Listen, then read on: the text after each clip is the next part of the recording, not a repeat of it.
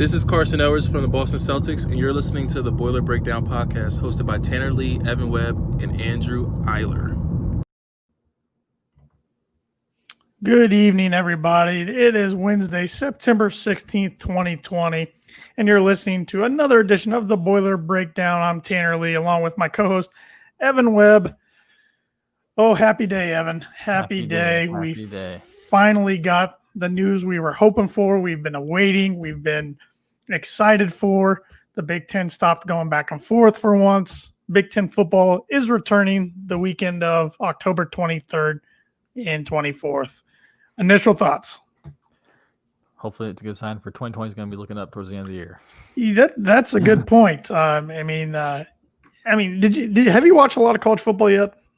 The past 2 weekends? Zero. Yeah. One of those things, it was honestly kind of similar to when we were going through the Hazel years of just Purdue wasn't doing well, or it just really kind of turned me off to other football. I think I was just more so probably jealous of other schools that were doing football, but now it's just jealous of schools that are playing. I didn't really watch much of the NFL during week one. It's just if Purdue football is in a bad shape, then it kind of just ruins my football mood. But I think now I'll probably start paying a little bit more attention because, to be honest, I wasn't sure. I didn't think we'd see Big Ten football in 2020. Yeah, there was definitely times it looked like it was going to be in doubt. I have watched a little bit of college football. I think the most I watched in the first 2 weekends, I watched the first half of the Notre Dame game last week, rooting for Duke, of course. But that made me mad too, knowing that Notre Dame could play, but then schools like Purdue and Indiana were sitting at home and couldn't play, even though they're in the same state. And it was just weird seeing Notre Dame in a conference, which, depending on who you ask, maybe they should be in a conference permanently. Yeah.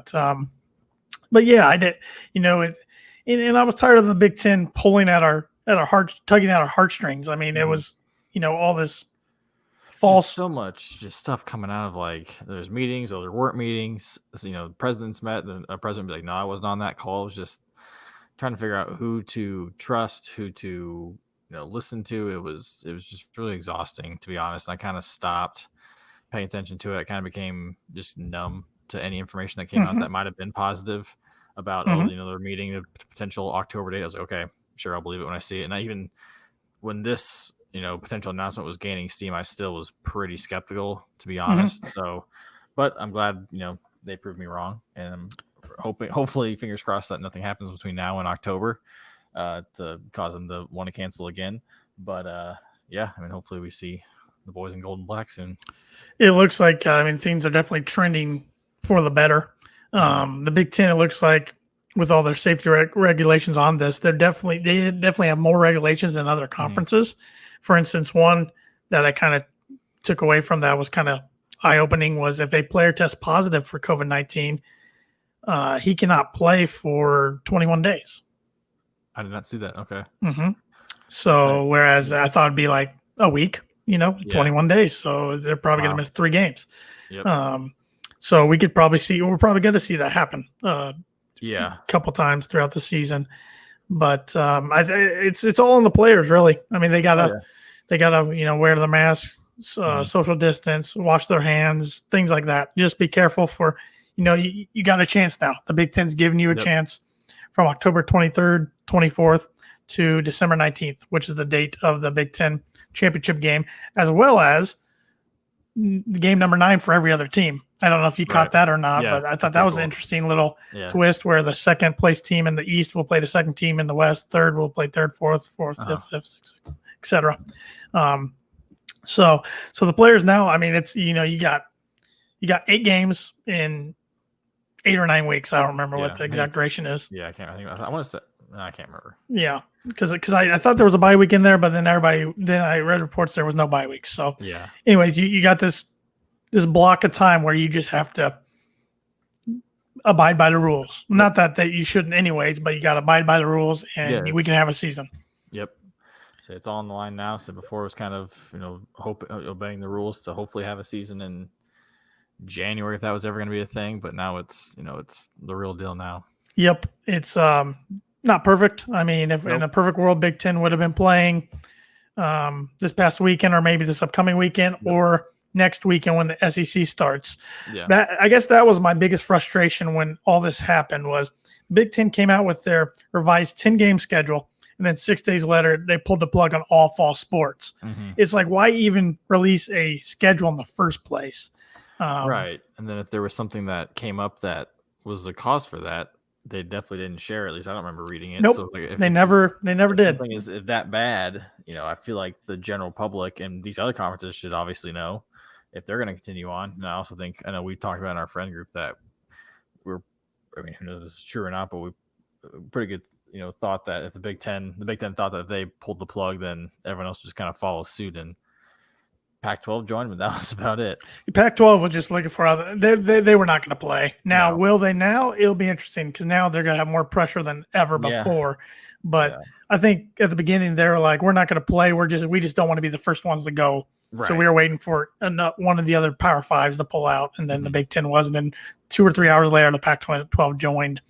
I guess that's my big frustration is the communication of the leadership of the Big Ten, lack thereof was just horrific. I mean, I know Kevin Warren's in a very tough spot. But it just felt like he didn't want to talk. He didn't want to say anything, and that's what was frustrating. I think all the Big Ten schools and the athletic departments and the teams, it was like, we just want answers. Why did you pull the plug? Right. And they never really, at least to my knowledge, got that concrete answer. But I thought they should at least postpone their decision in the beginning. You see some warning signs. Okay, you don't have to start on September 5th like you wanted to, which I thought that was kind of extreme anyways. Yeah. We're going to push back to that September 26th date or whatever. Yeah. And then see where things are at. And that's our target date. So, they really pushed it back this time to the end of October. I thought it was going to be October 17th, but they wanted to add that extra week of preparation in there. They're really trying to take every precaution necessary to make this happen and do it the right way. So, at least it looks like we're going to get Big Ten football. Like you said in the opening, there was many points it looked like it wasn't going to happen. And it's good for the fan bases, good for the players, of course, good for the schools, the revenue, academic departments. Now, no fans will be allowed outside of families of players. I think that's fair. I like that they made a decision overall for all 14 schools. I like that they didn't leave it up to school by school, because say what you will, but 15, 20,000 fans makes a big difference compared to zero. Yep. At least in college sports, maybe not in pros, but in college. Yeah. So, and then I believe they also announced no tailgating either, which no tailgating. At least at Purdue, I read that. Yeah. I don't know about the other schools, but I figured that was coming. Yeah. It is a bummer, but hopefully it's at least for this year, and hopefully 2021 we're at least back in a state that we can go to games and have a tailgating. That'd be great. One thing I'm waiting on this week is they're going to release the schedule, but from all indications, it's going to be the original Big Ten schedule. So minus probably one game then? Minus one game. Yeah. If they stick with the original destinations, so that would be Purdue would be at Nebraska, at Minnesota, at Indiana, and at Illinois would be their Big Ten road trips. Their home games. Weren't we supposed to be at Michigan too, or was that just the new one? No, we were supposed to be at Michigan also. Yeah, you're right. Okay. But I think that one will get taken away. I think so too. Because we were supposed to have Rutgers at home, Wisconsin at home, Iowa at home, and Northwestern at home. That's 4 and 4 right there. Yeah. I think that makes most logical sense. At least I'm hoping I'd rather play Rutgers at home than at Michigan. Yeah. I can't see them taking away a divisional game, so it's got to be. No, I don't think that's an option at all. Yeah, so it's got to be. They're not. It's not like they're not going to take away the Indiana game. It's not like that's going to be. Nope. So it's. It will be interesting to see when that one's played. Will that be the final regular season game, or will that be played around Thanksgiving time like it has been traditionally? Right. Or will it be the opener? Yeah, and then will we end up playing again If it's the Good 3 versus 3, 4 versus 4 matchup, and 1 versus 1 in Indianapolis. And then does the winner of that game get the bucket back, or does the winner That's what I was keep thinking. the bucket, or give the bucket, or lose the bucket, whatever? Or does the winner get the bucket back, or keep it? Yeah, I don't know. We've never seen something like that before, and that's a good question, anyways, for a future potential Big Ten Conference Championship game, which I don't think either fan base has probably thought that far ahead ever. But could somebody really have the bucket for a week or two, and then change hands? I don't know. Has there been? I'm trying to think of any. I mean, the Big Ten Championship isn't that old. No. Has there been any rivalry games, or at least trophy games played in? Not that I can think of. Has. It's pretty much been like Wisconsin, Ohio State. Yeah, Nebraska's been in it. Michigan State, Iowa's been in it. Northwestern's been in it. Yeah. Yeah, I don't, because Ohio State and Michigan are in the same division now. Right. I don't remember in the Legends and Leaders if they were or not. I don't think they were. I think they were on opposite sides, but they never both had good enough seasons to meet up. It was usually Michigan's fault to meet up in the championship. But it'll be interesting. We should know the schedule here, I think, by Friday, it sounds like. So, yeah. But also interesting Purdue headline this afternoon was, and I've heard him say it twice now, Jeff Brom's going to talk with Rondell Moore. See if Rondell has any interest in opting back in. Ohio State had an offensive tackle today who opted out last week, opted back in. Now, really? Yes. Okay. He is opted back in, so they can opt back in. I mean, Rondell's still taking classes, as far as I know, because he was trying to graduate early. I guess I figured he had signed an agent already, but I guess I never saw any headline he did. But no. Yeah, I never saw any headline either, and if he did, I don't know what the NCAA rule would be where now the conference is playing where it wasn't, but it is smart to mention that Rondell actually opted out a couple days later after the revised 10-game schedule came out. But maybe he had a bug in his ear that was telling him that the season wasn't going to happen anyways. Yeah. So that would be something. That'd be crazy. Well, and I've read some people on Twitter speculate that some of these kids who opted out might want to opt back in because even though they're all very talented and will get drafted, they might hurt their draft stock a little bit if now that the Big Ten's playing, if they decide not to play. Yeah, I was just watching ESPN before we started recording, and they were interviewing, I think it was a cornerback from Ohio State who had opted out originally, and they were kind of talking about, hey, are you going to declare for the draft? And he wasn't really giving an answer, and they asked him if he had an agent, and he said, I have an agent, but I haven't signed anything, which is, I feel a little sketchy, but but he didn't even give an answer about like what he thought about the Big Ten, coming back. So I think there's going to be could be an interesting couple days or in the next week to see if anybody comes back or even still decides to leave. I saw what the Michigan quarterback is transferring. You see that? I just saw that like right before we started. I can't even think who their quarterback is. I can't either. Because Shea Patterson was their quarterback last year. Ole Miss transfer. They got one of the McCaffreys as a quarterback. Dylan McCaffrey opting out of season will seek transfer. McCaffrey. Wow. Yep. Wow. Yeah. Well, we got enough quarterbacks. I was gonna say, come on down the road, but we got. Hey, I'm just excited in a few weeks to be able to talk about maybe a quarterback competition.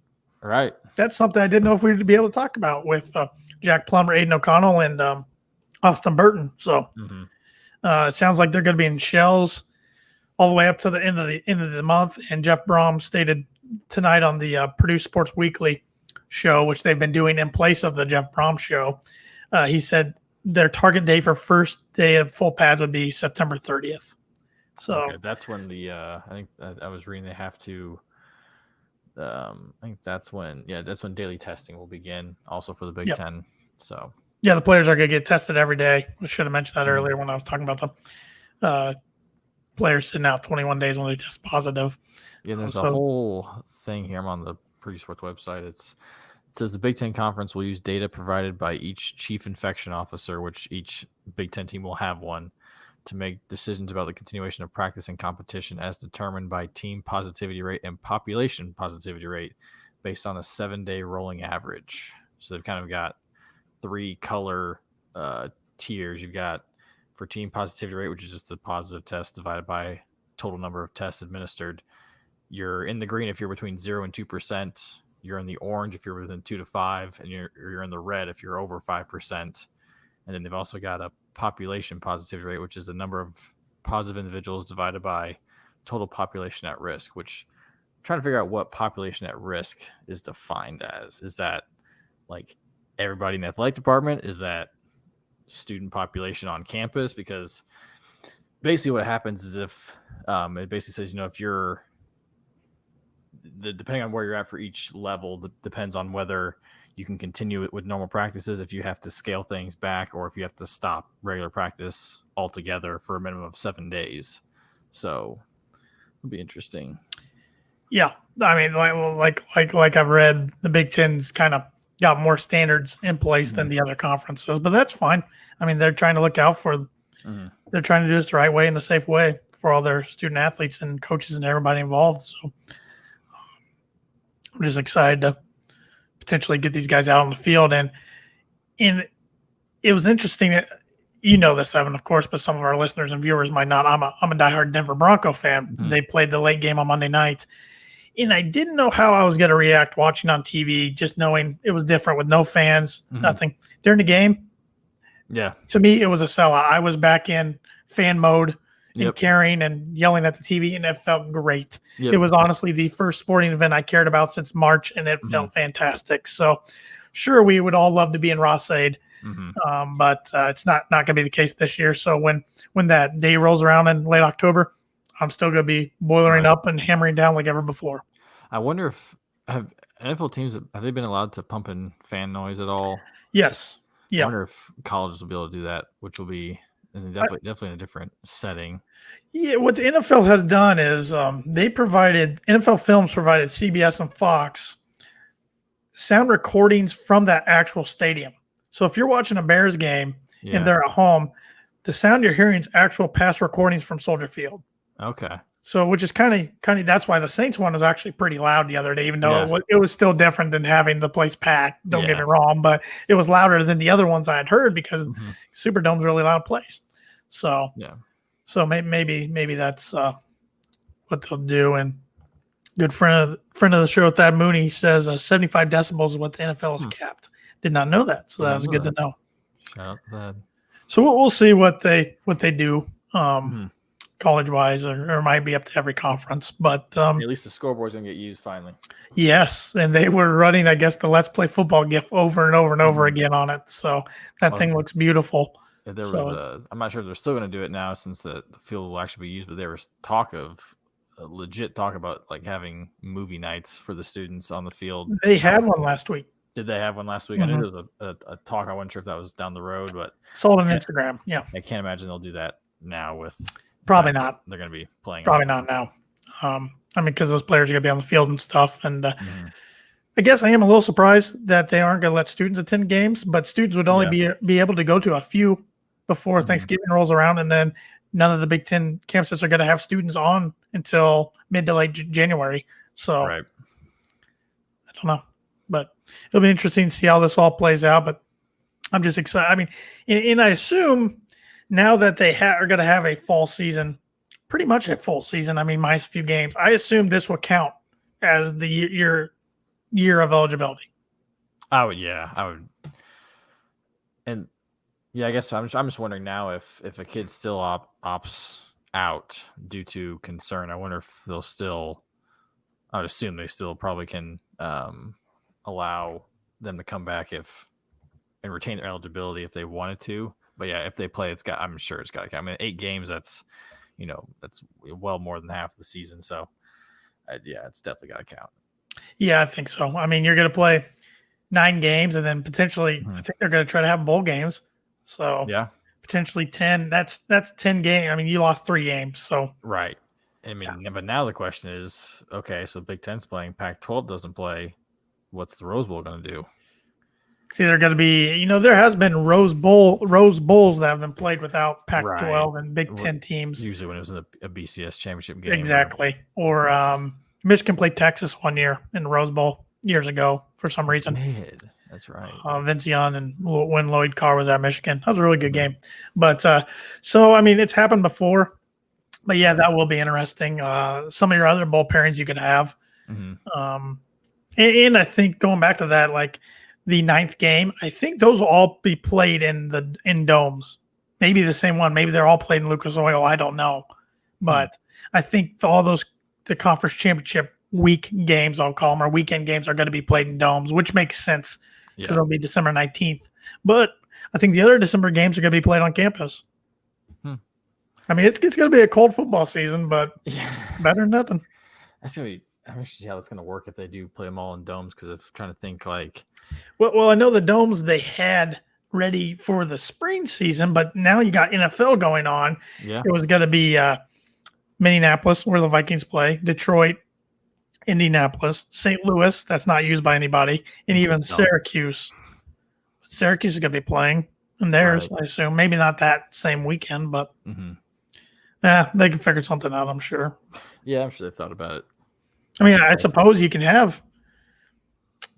I mean, you could do like you could do a weekend of games. Yeah, or you could do like a noon kickoff, 4:30, 5 o'clock kickoff. Yeah. And then maybe I don't know if you could do a third one unless you started just earlier in the day on a Saturday, but that'd be a lot of mistakes. But let's see. I mean, I could see them having games spread out throughout that week. Yeah, that's true. Because finals will be over right around that time. So you could have your last place game on, I don't know, I don't want to think out of my head, Wednesday or whatever, and then one on Thursday or Tuesday, then one on Wednesday, then one on Thursday, then your primetime one's the championship game on Saturday. Right. But a lot of options. I'm sure they're already kind of planning it out. So, but I'm just excited that we're going to see David Bell on the field. We're going to see George Karlaftis on the field. We could potentially see a healthy Rondell Moore with David Bell on the field. I'm excited. Malik Carr, that's one guy I forgot about until today. Cam Allen. Yeah, I mean, just a lot of the youngsters. And, of course, we'll talk more in detail about football. When we get closer, we'll do our season preview and everything. And we're kind of kicking off season 2 of the Boiler Breakdown tonight. We were wondering when was a good time to kick one off. This is our first live recording we've done since the draft back in July. Wow. Okay. Because since then, and I hope everybody enjoyed listening to our 2 interviews with Travis Dorsch and Corey Sheets. I know we really enjoyed interviewing and recording with those guys.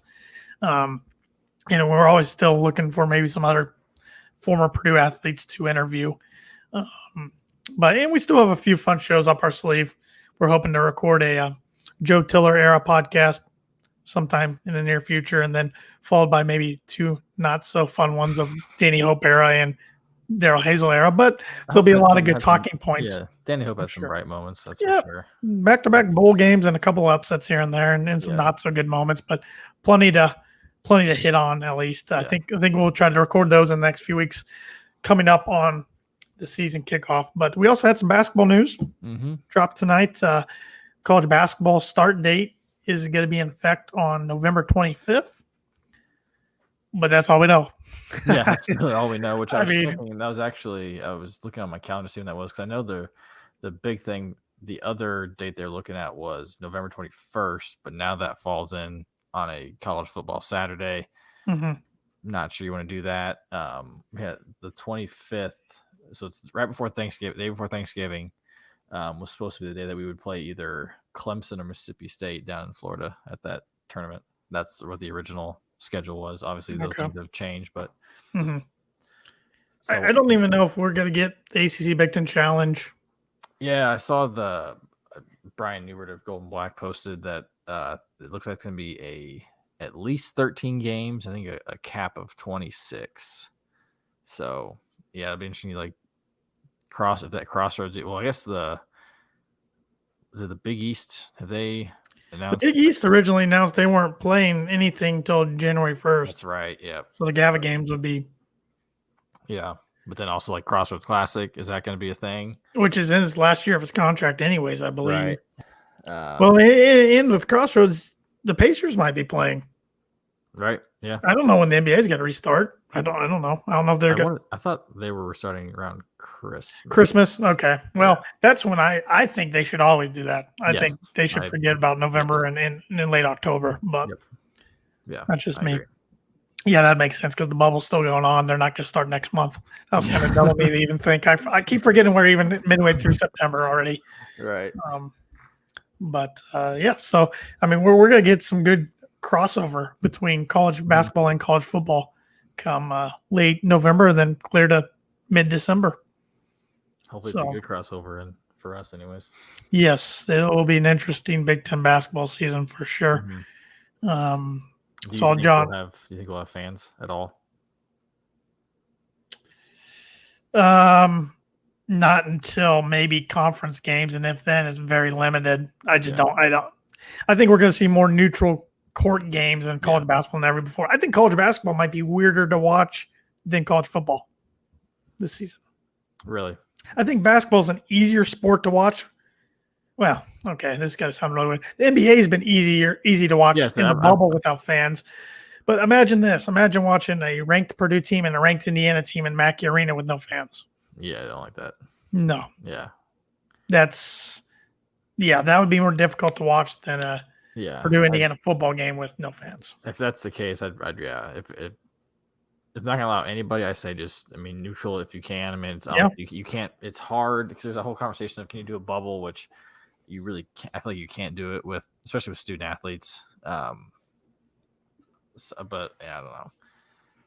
But I'd prefer neutral if that was the case. If we can't allow fans, just because I think the TBT did a great job. Like those types of neutral sites. Obviously, it was like in a ballroom, but still did a good job. And listen, the bubble's been fun to watch, given the circumstances. So yeah, it'll be really weird. But I think watching a game in the home team's arena with nobody there would be. And it'd be weird for the players too, I think. Yeah, and we could see teams. I mean, and this goes for the NFL right now. This goes for college football and gets started. The better teams are going to win more times than not. Oh yeah. But we will see some road upsets because you don't have that raucous environment you're going into play. I mean, look, Iowa State lost to Lafayette the other day, even though Lafayette's quarterback's a stud. Coastal Carolina went in to beat Kansas. Yeah, I know Kansas is garbage, but still, Kansas State lost to somebody. I mean, the Big 12 had a terrible day. Duke gave Notre Dame all they wanted for a half, even 3 quarters actually. But so we're going to see that because you don't have the 80,000. And when it goes back to fans in Mackey Arena, Purdue thrives off home court fans in Mackey, more so than Ross-Ade. You probably don't beat Virginia or Michigan State this last year without that home crowd. Absolutely. Yeah. And manhandled Iowa and Virginia. Right. So, I mean, and it'll be interesting for these college athletes that are 18 to 22 years old and not getting paid, unlike the pros. Could we see some guys quit early on in games when team gets down? They don't have the crowd to kind of get them into the game and get their adrenaline flowing. Could they just give up?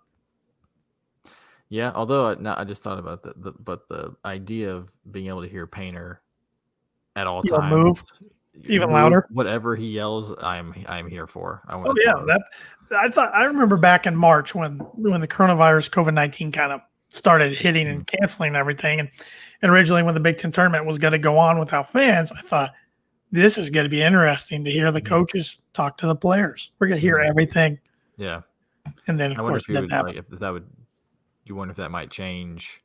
I can't. And it probably wouldn't change anything because then the coaches could hear each other too. But I'm sure they can still hear each other.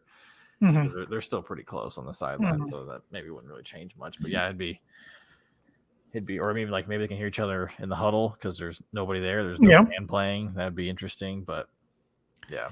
Yeah, no, I didn't read anything about the bands at the football game. That'd be cool if at least the bands could be there. Notre Dame's band was there the other day. Oh, they were? Okay. But Notre Dame's allowing staff, family, and students. So they had about 10,000 people in their stands. And the band did add a little bit. Yeah. I mean, it was still only 10,000 instead of 80,000, but better than nothing, I guess. So, so it'd be cool if they can at least – I mean, the band's such a big part of college football Saturdays and environment. But, hey, and now with the Big Ten coming back, it gives College Game Day more choices to go to places too. Oh, yeah. They went to Wake Forest this last weekend for their game against Clemson. That was a destination they had never been to, so they knocked it off their list. I think the only Big Ten places they've never been to is Indiana and Illinois, I want to say.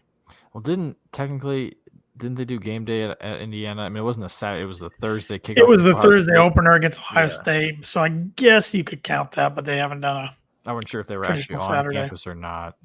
I want to say they were, but I can't remember exactly. Yeah, I forgot about that. So we will see when it comes to that. This whole thing's gonna be.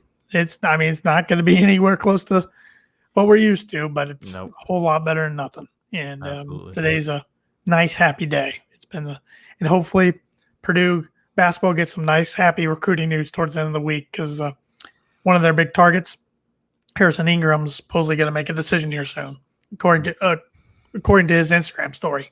It's a big decision coming soon. Purdue's in on him, been in on him the whole time. Stanford's been in on him the whole time. Michigan's jumped in late, but they made his final 6.